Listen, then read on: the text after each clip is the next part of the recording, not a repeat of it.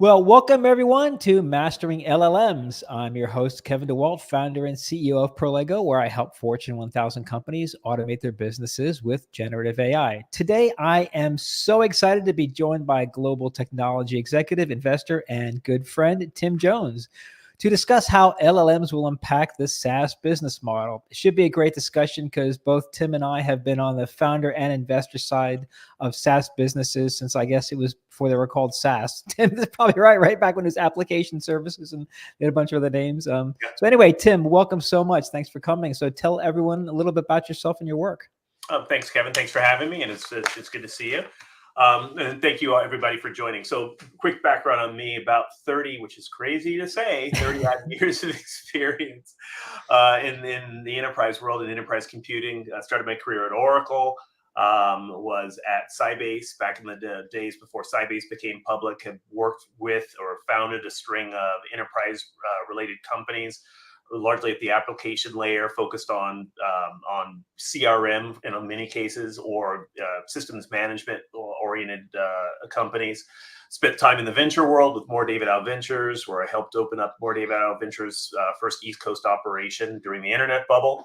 And have also had corporate roles as head of innovation at Transamerica, working in the insurance space, helping insurance carriers move from quote unquote offline insurance to digital insurance. I've also had time in the public sector. I was a presidential innovation fellow working at the Department of Energy on the commercialization of basically national lab intellectual property and turning those into real companies. With that, I also worked on things such as clean energy financing and was part of the Clean Energy Investment Initiative, where we raised a $4 billion pledge fund to augment the lack of institutional venture capital in the clean tech. So I've kind of been around in a bunch of different places, but if you basically ask me, what have I spent most of my time doing and where have I been? It's been either founding, running, or investing in enterprise applications and largely CRM sort of companies. Yeah, so I guess we take it off. You've been on the venture side of that. You've been on the angel side of that. You've been working at the large enterprise companies, and you've been a customer of SaaS companies. And so I think you pretty much you can pretty much speak to this on every possible angle over the past 30 years. Yeah, I'll even throw in, I've also been a limited partner in several venture firms for 20-something years. So I like to say I've seen multiple sides of the table, and a lot of what I try to do is provide a bit of the perspective of, as much as possible, an unbiased perspective. Like, hey, you may hear this from one side of the table, but let me tell you about what's going on if you look at it through a prism, right? Yeah, which usually means like, yeah, those guys are full of crap, right? Let me tell you what they're. Yeah, no, this is great. Anyway, Tim, I think what I always appreciate about talking to you is you have a unique ability to simplify what's happening now with analogies of the past. Maybe that's just because we're getting old and we've seen the same things happen again and again. So. Well, I will say that I recently blogged on LinkedIn about how some of the recent financings in AI, where certain companies are raising large sums of money while their executive teams are leaving, is the closest thing akin to seeing 3-card Monty on a New York City sidewalk. And the moral of the story is, whoever says they're winning is actually part of the hustle. So something to pay attention to. Right. Yes. Well, thanks so much, and welcome, Tim. So I guess for the benefit of people who are maybe not as familiar with this topic, or relatively newer entrepreneurs, or people who aren't as familiar with what's happening in the AI space, I'll kind of tee up the topic here and then we can dive into it. So software, I guess here's how I think of it. Software is hard and expensive to build. And for the past, 50 years, it has been more economical for most companies to actually go out and buy it rather than build it. And that's why software has been such a high margin, valuable business for investors, is because you can make a lot of investment to build something one time and then sell it again and again and again to multiple clients. And each incremental sale is mostly profit. It's kind of like the old price to weight, that you have in like drug discovery, where a very lightweight thing, you sell it again and again. And of course, that lightweight became super light with the advent of SaaS, software as a service, where unlike 1990s where you had to get a CD or install your software, now you could just go into a website, put your credit card in, and start buying it. And there's a lot of people watching this who probably can't imagine using software any other way. Well, the franchise that SaaS has had is under threat, and it's because the nature of what it takes to create software and the underlying cost of creating software is changing, particularly with the arrival of generative AI in these large language models, or LLMs. I'm going to use the term LLMs again and again and again. If you're not familiar with that, it's the model that's driving applications like ChatGPT. And by using these large language models, they dramatically reduce the cost of building software. And what we're finding at Prolego is that we can go into a customer's project and build a customized solution with LLMs in a couple of weeks with a part-time entrepreneur on a project that in previous iterations of technology, even 18 months ago, would have taken us months and a team of Google quality engineers to build using older technologies. And so the economic benefits of using large language models in software is becoming increasingly evident to companies. And we're starting to see that in clients who they don't use the language that we would use in this conversation, but they start saying things like, wow, this is a lot faster, and I don't have to build all this customization in to get it working. I just kind of send some data to it, some instructions, and it works out of the box. So as LLMs continue to get better at this exponentially fast rate, companies may decide to build customized solutions rather than buy the general ones. And that's the trend that threatens the future of the SaaS companies like Salesforce and Workday. So Tim, have I think accurately characterized that? Anything you want to add to the context for somebody who's new to the topic? No, I think that's excellent. I think it's also important to say, in many ways, this is back to the future, right? So if we go back decades before we were even around, Kevin, the early days of computing, when we moved from from paper-based systems to automation, uh, the very first applications were generally developed on premise. They were hyper customized, and it was Mm-hmm. large platform vendors, IBM at the time, and other companies that basically said, well, wait a minute, we can take these customized programs that you've written, and we can turn these into applications and enter the applications business. So in many ways, what we saw with the emergence of SaaS in the late 90s, early 2000s was really what it's the playbook that IBM actually ran in the 70s.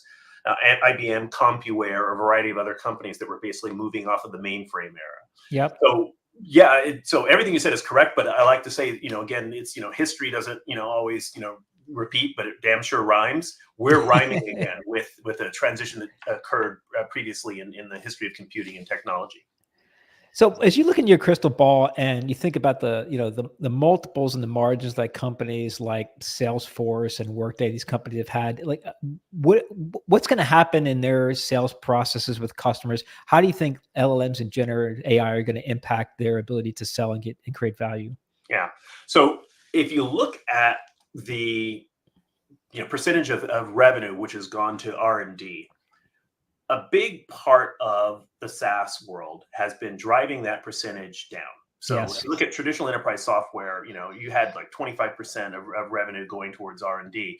In the SaaS world, you had basically high teens, and in certain cases trying to push that lower and lower and lower over time. Most of the capital of the SaaS world has gone towards customer acquisition. So Hmm. the thesis being, once you have them, once you've got them on the farm in this, SaaS environment, you drive down the amount of actual, let's call it breakthrough innovation, and you spend most of your time on reducing churn. So it's Yes. customer acquisition and it's customer retention. That's where your money really, really goes. Yep.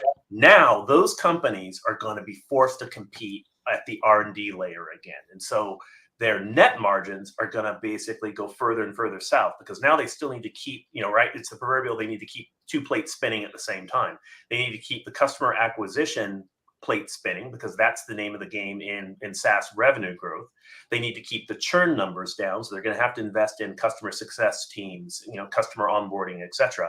But now, for the first time in a long time, they're going to have to compete in R&D and invest heavily in R&D, which means net margins are going to go down, which means that the SaaS businesses, many of whom have only, shall we say, flirted with GAAP profitability, they're going to begin to look less and less profitable over time. They're going to have to spend money in two different areas. And I would argue that most SaaS companies never planned on this. So this is the big, the strategic aha moment for boards of directors of a lot of these public SaaS companies. They never planned on having to invest heavily in R&D in order to not just surge ahead, but to stay competitive.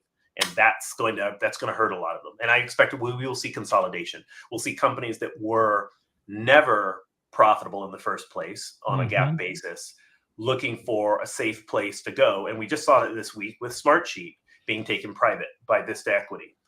There's a variety of companies of that ilk that had solid solutions, but we're not going to be able to compete in this open market by both maintaining their high degree of customer success and having to invest in R&D. They'll either go private or they'll seek to be sold.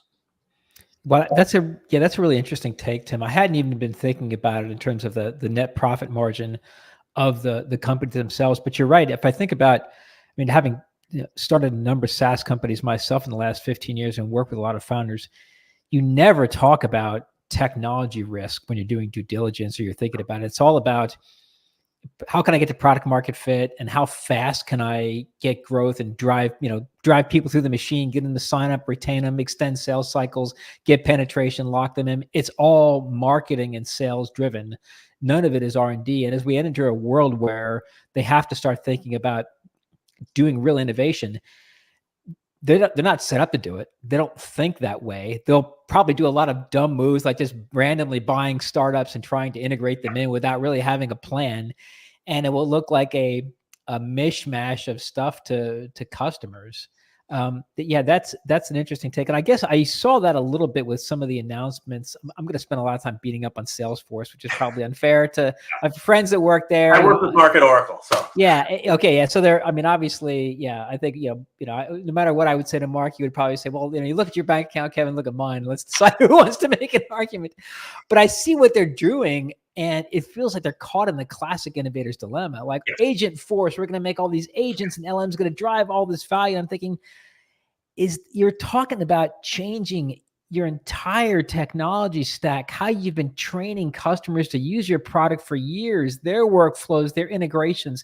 You're just not going to be able to launch something like this into your customer base and have them adopt it. It's just this kind of innovation is really hard, and it's a lot more likely to happen bottom up by a 2 to 3 person company who's using agents in sales, but in a completely different way with a different workflow and different integrations that doesn't even think of itself as a CRM. It's just a different way of working. I absolutely agree. In fact, I blogged about this over the last few months, where I basically made mention that companies that are now adding SaaS companies that are adding AI features are the equivalent to me of basically giving your kid Robitussin for any little ailment. You're just kind of sprinkling Robitussin on it. And this idea of you're going to sprinkle some AI pixie dust on top of the SaaS infrastructure, and that will be the cure-all. And you've totally nailed it, Kevin. What you're seeing now are SaaS companies that have realized that they've been kind of strategically caught off guard. Yeah, they've been kind of caught in midair. They realize that they have to spend on R&D. They've been telling their investors for years, if not decades, that they're going to get to GAAP profitability one of these days on their core SaaS business model. Now they have this new other line item of R&D, or a new expanded line item of R&D they're going to have to invest in. So they can't go to their investors, their public investors, into the buy side and say, oh, by the way, we said we're going to be profitable one of these days. Let's push that back another decade because we now have to invest in R&D. So that's not going to go over on Wall Street. No. They'll crater their stock prices. So they're going to sprinkle Robitussin on it. They're going to sprinkle some features, and basically they're trying to buy time. Yeah. Not too dissimilar from enterprise software companies in the 90s who were caught off guard by the internet and decided they were going to do two things: either make their software run in the browser, and as opposed to really being truly internet based, they just would say, yeah, you could run it inside Netscape Navigator, and that's our internet solution. Or they did the application service provider model, right, where they would run an instance of their software and make that shared by letting multiple people log in through a browser to a single instance of the software. So again, history is rhyming again. We're repeating that same sort of, let's call these tactical desperate moves. And I totally agree with you. Though these companies are in classic Clay Christensen, innovator's dilemma environment, they are stuck on a path where they have to keep doing what they've been doing so long because that's what pays the bills. And they are most likely going to be disrupted by someone coming in from fresh, no legacy infrastructure to support, no legacy customer base to support, and will redefine the engagement layer using AI-based agents, and it's coming. It's just a matter of, Yep. which horizontal SaaS company is most exposed and weakest. I agree with you that Salesforce is one of the weakest despite its size. And what are the vertical industries, which is I think another take on this, which is really important. What are the vertical industries that are going to be the early adopters, or where this disruption is most likely going to happen? And I think that by viewing this transition through those prisms, I think you'll see that what I like to say, the leaders on the other side of this transition will look very different than the ones on this side of it. Yeah, I totally forgot about that in the 1990s, but you're right. There was that trend of what's your internet strategy, and it's like, oh, we're going to have it in a browser, and you logged in, and it was terrible. Right? Yep. It was slow and clunky, and like the user interface, it was set up for like a desktop interface that was now in a browser. None of it ever worked. All those companies were gone. And yeah, I guess that's the same trend I see, where we've got AI now, and you look under the hood, what do they got? Well, they're automatically generating email text based on a couple of data points they're getting, or they automatically summarize your notes, and that's their AI strategy. These bolt-on things, which don't really add any value because they're not fundamentally rethinking, what is it like to be a salesperson? I guess I'm thinking about this like from the Salesforce perspective. It's going to have to take reinventing the sales process, not just reinventing how does a person do data entry into my CRM so my manager doesn't get mad at me because I haven't updated Salesforce in 2 weeks. Yeah, I mean, again, so when you mention Salesforce, just to remember, what Salesforce did is they co-opted the dissatisfaction with Siebel. And again, it was all about how do I avoid getting that phone call from my manager about not updating the database. Well, Siebel allowed people to do so on a PC. Now, magically with Salesforce, I could make those updates from anywhere I was traveling through the internet browser. And I could keep my sales manager off my back. That was a lot of the initial value proposition. Yeah. But I would agree with you. The process of selling and customer engagement is going to change. And with agents, I have the ability for asynchronous work. So imagine, as opposed to a linear sales process, which essentially is the same linear sales process that we saw in the on-prem providers like Siebel, and before that, Sales Technologies, and the SaaS-based companies like Salesforce. Imagine breaking up that linear sales process into let's say a disaggregated three-dimensional process of different agents all interacting with the customer at different touch points. Yep. And so think of it, we're moving from almost like a two-dimensional process to maybe a three-dimensional process.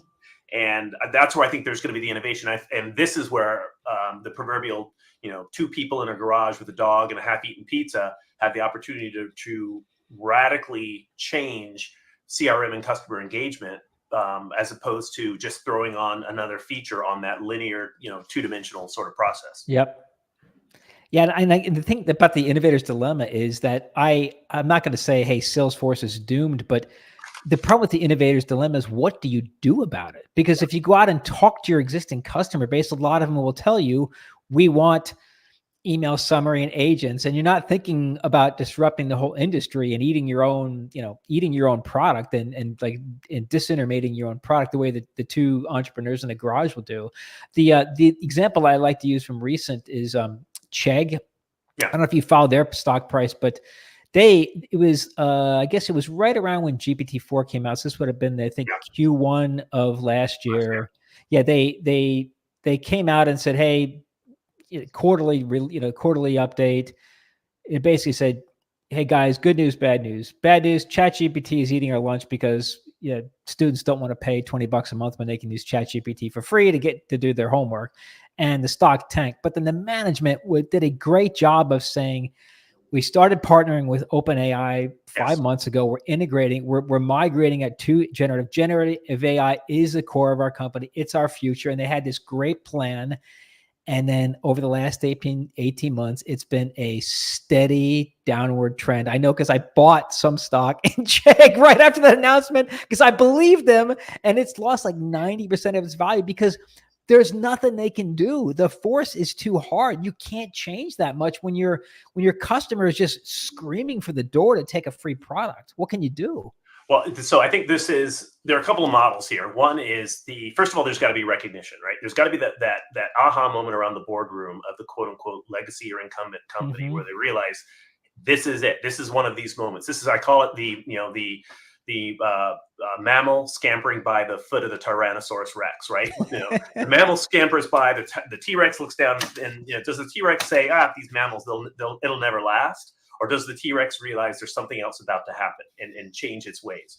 So I think, first of all, is recognition. Now, I think there are a couple of different paths one can take. One is the path of internal disruption, a la Chegg, saying we're going to embrace the new technology, and we're going to tie ourselves to the mast, and we're committed. Yep. Sounds great on paper. It is hard because your core business model still demands that you service your existing customers, your existing margins, and human behavior more than anything else will not change overnight. Yep. The other model is that you say, look, we know we need to change. We also have to acknowledge it's going to be hard for us to change inside the boundaries of our own building. So let's invest in the change let's essentially fund this outboard motor company, which is our quote unquote change subsidiary. So you do the spinoff or the acquisition where over time you shift capital and you shift talented people into the quote unquote new co, under the thesis that at some point you'll be able to transition your old customer base to the new customer base in the new co. That only works, however, if it's loosely coupled. You cannot have it inside the building. So it's got to be very similar to what Cisco did with their spin-out model, where you identify the great idea. In many cases, why Cisco maintained longevity in the networking business, even with its stock price coming down, is that every time there was a disruption to networking, they would take the smart engineers who would think about it, and they'd say, look, go get some lousy real estate on the other side of town. Here's a check. We're going to fund you. We're going to maintain a buyback option to bring you back into Cisco if you guys are successful, via con Dios. Yeah. And in certain cases, companies like Andiamo, et cetera, they did buy back the corporate spin out. So you had people who were Cisco card carrying employees going to the spin out, building the new technology, and then basically being reacquired. And they never, quote unquote, ever really left Cisco. Yep. So I think that is a model that can actually work here. Again, these things always have to be carefully managed, and there has to be communication both to, to boards of directors and to external stakeholders. That's why I think you see companies like Smartsheet going private, because one variable you want to take off the table is public shareholders. Yeah, having to be accountable to Wall Street on a quarterly basis. So I think that strategy of transition over time by essentially investing in you're the T-Rex, you're investing in the new mammal, knowing that the mammal is going to basically usurp your position in the food chain, doing that, transitioning over time, but it's best done under the guise of a private company as opposed to a publicly traded company. Yeah, that's a great point, Tim. And I would imagine that we're going to see some of these smaller, these companies whose, SaaS companies whose valuation has been falling and falling. They're probably going to go private for that very reasons. They've got a couple of years to come and rebuild. I mean, it's just very. It's going to be a foot race, because what's going to start to happen is we're going to start to see the margins, the multiples come down in SaaS. So the faster you move now, the higher the margin, or higher the multiple is going to be on revenue. If you wait for a year, I bet you that SaaS multiples are going to be lower than they are today. And so your ability to go private at a reasonable price is going to be less. Yep. So that's why I looked at the Smartsheet move and thought, brilliant. They read the writing on the wall. They see that in their particular niche of SaaS, kind of like workflow automation, a lot of that can be duplicated with LLMs. And they probably looked around each other, did the gut check, and said, we need to re-architect, which is another point I think we can make. It's not just invest in R&D. There's a need for re-architecting the technology, right? In the same way we went from single instance software and enterprise software to shared tenancy for SaaS. There's going to be something else. Let's call it, autonomous agents. There will need to be a re-architecture, a technical re-architecture of SaaS, of the SaaS product. So all that needs to best be done under the cover of being a privately held company. And I think companies like Smartsheet looked around, saw the writing on the wall, and thought, let's be first out the airplane door while there's still some parachutes left. Yeah, and also I guess you have to, a lot of them where they've invested in infrastructure to optimize for the state of the technology in the past, they might be forced to do that. And the company that comes to my mind is Expensify, where they built great computer vision for scanning credit card receipts and parsing fields to get data. Well, now with these open source multimodal, image like LLMs, you're going to get a lot of that stuff straight out of the box. And they're another one whose stock price has gone down by 90%. I know because I also own the stock, and they're probably a great one for going private because great management team, great vision. They've got all the components, but they need time. Let me just I know we've got some questions coming in. I want to just answer some of those, but I want to first, actually, we'll take a question here from the audience and see what people are saying. So, looks like it's coming from an entrepreneur here. In building a customer support and ordering and tracking chatbot for a logistics company, would base this application on LLMs or traditional way like Rasa, Google Dialog Flow? Okay, I'm going to summarize what I think you're saying, and I'll give my answer. So you're talking about building a custom chatbot and trying to figure out what I build that with LLMs or traditional solutions. As an entrepreneur, Tim, this is a no-brainer, right? You got to go skate to where the puck's going.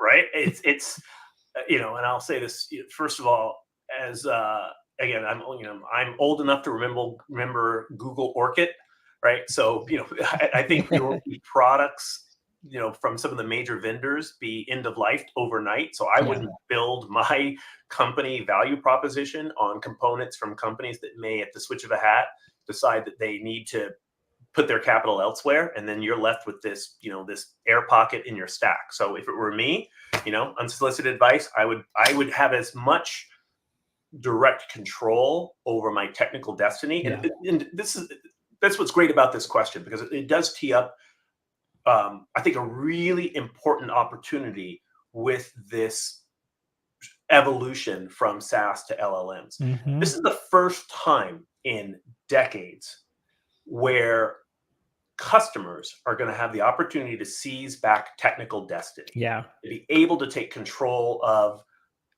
where their solutions go. I'm old enough to remember when when I started at Oracle, we were selling, in many cases, Oracle had a $199 PC software development kit that they used to come in a PC cube. It was just basically a box with a bunch of manuals and some some floppy diskettes in it. And the whole thesis was, we would like airdrop these over companies. At the departmental level, people would develop basic applications, get them up and running, and then at some point they would realize they needed to put these into production, and then they would need to pick up the phone, call Oracle, and actually get an enterprise license. Right? That was essentially a way of seeding the marketplace. Yep. With LLMs, we have that opportunity for organizations, both on the customer side, but also on the vendor side, to do all that development for free, or near free. Exactly. So, short answer to your question, I would take as much ownership of the technical destiny of your company as possible, and I would go straight to LLMs. Yeah. And open source. Use open source LLMs, right? Yeah. And the value proposition is now going to move up the stack to, what's the engagement layer going to look like? What is the experience going to look like? But these core components, I think that's just not going to be the place to either to play or to take risk with your solution. Yeah, exactly. I mean, even if you can get a quote unquote better solution working today with traditional rules-based chatbots, don't do it, because you can't be in a situation as an entrepreneur where you're going to be left to be obsolete. Really, the only advantage you have as an entrepreneur is speed. And with these LLMs improving at such a fast rate, if you can organize your product such that you can just plug in the next one as it gets better, you're going to be off to the races. I would encourage you to listen to the interview I did last week with Shani from Locusive, because that's what he's doing with his products. That's the strategy you want to take. Offload as much as you can to the LLM and then swap them out when better ones come in. And that will put you in a position where you're able to execute faster than people who are stuck using legacy infrastructure the way Tim described. Excellent question. All right. So, Tim, I got a question for you now then. Let's switching to the customer side. So, in a fit of madness, you decided to take an in-house role at a Fortune 500 company that wants you to solve they say, Tim, we've got a problem. We got this legacy system that we're using to run our company. We're dependent on it. We're locked in.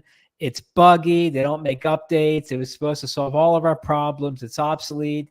It's running on, Apple Basic, and, you can't get upgrades. We can't integrate with things. We're kind of trapped. should we keep working with them and use their AI solution that's coming out any day now, or should we start building our own? Should we go for a new, like, how should we start thinking about this decision? Yeah.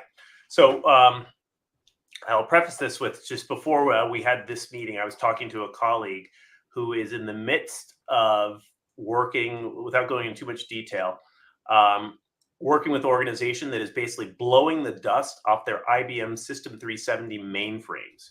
And I say that because, a joke I make is that, if you get a paycheck or use electrical power, there's an IBM mainframe involved somewhere. So I think we have to acknowledge that we are in a world where so much of what we talk about in the tech industry has been at the edge of the network, not at the core. And at the core of the network, when we talk about legacy organizations and industries, we're still talking in many cases large server-based systems, a lot of on-premise data, a lot of on-premise applications that have never been truly webified. They're not multi-tenant, and that's reality. I think that is the bulk of the activity in both industry and on the technology consumer side. So, given all of that, when I talk about technical destiny, I think there's an opportunity here for older organizations that never fully made that full 100% migration to SaaS, right? They dropped, Salesforce into their sales department, and they use Workday in certain cases for ERP and HR, and they're using bits and pieces of SaaS. But in reality, a lot of their core data, a lot of the crown jewels, a lot of the proprietary data that gives them competitive advantage is still on-prem. A lot of the applications that give them competitive advantage are still proprietary, or they use 3GL code. LLMs provide an opportunity, for the first time I've seen in decades, to take that know-how and that proprietary information and to create solutions and cut out layers of technology from third-party vendors. So I think this is I joke, I've written about this. This is a once in a generational opportunity. This takes me back again to the beginning of my career 30 years ago in technology, where you had organizations able to use that developer kit from Oracle to build a kind of a unique solution. Now imagine even taking out the Oracle license layer and being able to do everything with an LLM. So that's what's different this time. Yeah, and to use your example, they're the companies that are stuck on their legacy assembly language applications have been they're planning. Anybody that's running their business on an assembly language has a project they've been kicking around for the last 40 years that says, we're going to migrate to C, Java, Python. Like, it's every couple of years they hire a consulting company that tells them it's going to take $1 bazillion in several years, and it's high risk, and you're going to be running two systems in parallel, and they say, the heck with it, we're going to stick with the old one. Well, now you can stick with it because LLMs don't care that you're running assembly language. You can interface. You don't have to rewrite your application. Use the LLM as the interface for your developers to the assembly language. You can create documentation and create new functions. And we actually have a couple of companies we propose projects like that. So, yeah, you're right. It's the LLMs can give you an opportunity to stick with your underlying hardened infrastructure, wipe out layers of garbage that you've had running over custom and third party, and actually interact directly with your database, directly with your procedure calls, or directly with your assembly language. Yeah, I like to say the most important technology feature we're going to start seeing in the age of the LLM is the database export key. Yeah. Because you can now, if you export your data from a number of the SaaS systems and put it's the opportunity to essentially what we're seeing is a re-centralization of data into on-premise repositories that you'll be used to train your LLMs. So if you hit that export key in a number of these branded solutions, terminate you'll be able to terminate the subscription agreement. You probably phase yourself out over time, but with hitting the export key, getting control of the data, and then training your LLMs against it, I believe that you'll see a number of organizations able to create proprietary solutions that actually solve the specific problems of their business, their vertical industry, their customers, and they will eliminate a lot of the inertia with these development cycles, to your point, Kevin, but also get rid of the operating expense of all of these subscription agreements. Yep, totally. All right, got a good question here, and one that I can take as I get this all the time from our prospective clients. So many industry problems though are not suggestion prediction oriented, but have hard rules based. Hallucination is not allowed in many fields of the economy. Isn't there an over promise from LLMs? So the way you have to think about this is LLMs are a different way of building software solutions. They are probabilistic. They're not deterministic. So um, the, there's this. So there's the hallucination versus the probabilistic nature. If you need a deterministic function to solve a problem, then you're going to want to go with traditional coding or have the LLM generate the traditional coding. As far as hallucinations go, the solution to that is the methodology that we've been putting together called performance-driven development. And I'll put a link in the notes here when we finish up. And that's the methodology you have for helping you overcome that by building a performance evaluation framework, which is a fancy way of getting visibility into the task level and making sure the LLM is performing as the way you want it. So it's a different way of working, and we're going to come up with new tools and new techniques to overcome it. So is it a problem? Yes, but the economic value of using LLMs is so powerful that we're just going to steamroll over these, because companies are going to be faced as, well, I got a concern because this is no longer deterministic and there's some risk, but it's also 1/100th the cost of my current offering. I'm going that way, and we'll figure it out as we go. So anyway, that's my anything you want to add to that, Tim? Yeah, I mean, to your point, everything also using anyone who's, for example, I've had a couple of side projects where I've been like pushing myself to, raise the level of my Python game. And then I decided at one point, like, well, let me just kind of throw in, some of my pseudo code into insert, your favorite, chat GPT, layer here, and then just see what comes back, the actual code that comes back. So this thesis that there are certain, applications that are not, that will require, let's say, greater rigor, and you can actually use the LLMs to at least generate some of the code to get you started. So I think that there's going to be an evolution, but if you're able to evolve by dramatically reducing the cost of some of the ongoing work you're doing, and again, to the point mentioned earlier, if you can get rid of some of these subscription agreements that are in the background, where you're paying for horizontal SaaS technology, I think you will have the extra capital to allocate the best technology for the best job. And then over time, we're going to wait and see, do the LLMs themselves evolve? Do we get greater capability over time? And a lot of these risks associated with errors, you can be handled with LLMs. Imagine you ask an LLM to do a task and it comes back with an answer. Well, you want to make sure that that's the correct answer, that it's not releasing your PII or your trade secrets. Well, if you first take that answer and then send it out to 1,000 LLMs and say, double check all these things, and they can do that in microseconds, suddenly you have your cake and eat it too. And so the evolution in hardware, smaller models, smarter models, these new reasoning-based O1 models that are coming out of OpenAI that the open source community is going to quickly replicate, all these innovations are just going to make the LLMs more economically attractive. Well, Tim, this has been super. It looks like that's the end of our questions. Anything else you want to add to the conversation? Anything you we don't think we covered today that the audience should know about? Yeah, I think it's I think the importance of verticalization, I think, should not be skipped over here. I think, I mentioned earlier that I think there'll be certain vertical industries where we'll see this transition away from, let's call it, horizontal mass market SaaS. There are going to be places where, well, we'll put it this way. I think for on the customer side, I think it's important to acknowledge that the vertical market knowledge, the industry knowledge that customers have far exceeds that of SaaS vendors. Yes. And there's been a lot of tap dancing for a lot of years about SaaS vendors adding industry modules and knowing your business, whatever.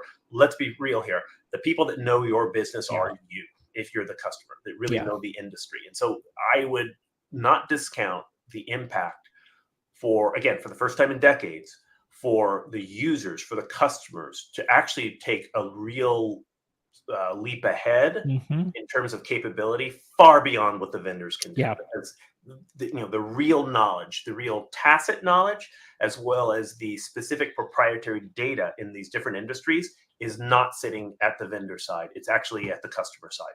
So Yep.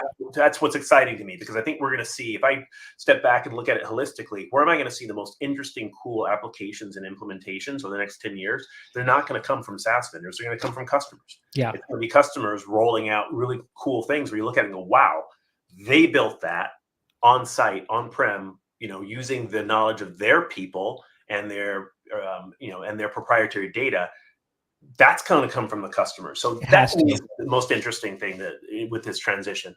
Yeah, it's a great point, Tim. And also, it's really, how else are you going to differentiate yourself? If you have your data and your knowledge of your people and your business, you're going to go buy a generic AI solution and run it. There's just no way that's going to work. You're going to custom. Yeah, exactly. Yeah. No, it's the siren song of every product company out there that's got their industry vertical. And what you find out after you buy it is you're dealing with a customer success rep who's got 2 weeks of experience in healthcare, helping you do your integration, and you have to teach the vendor everything about the healthcare industry. Yeah, they write down the name of the industry, and they slap the label on their chest, and they put them at their phone, and then they say, and again, the thesis here is that they become an industry expert by answering questions and playing go fetch, when the real industry experts, the customers, call in and say, do you do this or do that? So yeah, I think we are seeing, with LLMs entering the enterprise, leveraging proprietary data, we're going to see a change in that power equation. And to me, that is one of the most exciting things that's going to come from this transition. Yes. Well, this has been fantastic, Tim. And I think I guess the good theme for this is, like, you and I have balanced optimism with a lot of skepticism coming at the same time. Yeah, and yeah, that's why I've learned to be, is, I like to call it optimistically skeptical, right? I literally look at the world that way. I'm optimistic. I believe that we're going to have a better place, but how we get there, I think we need to be disciplined in believing that there are any magic panaceas, and also, candidly, I think we've got to realize that in a number of cases, a lot of the vendors who've been singing certain songs for the last 2 decades, they're going to be desperate, and you will hear and smell the desperation coming out of their messaging. So I would advise everyone in the audience to be attuned to that. Yeah, awesome. Thank you so much, Tim. Great conversation. Thank you for your time, my friend. All right, take care. Take care.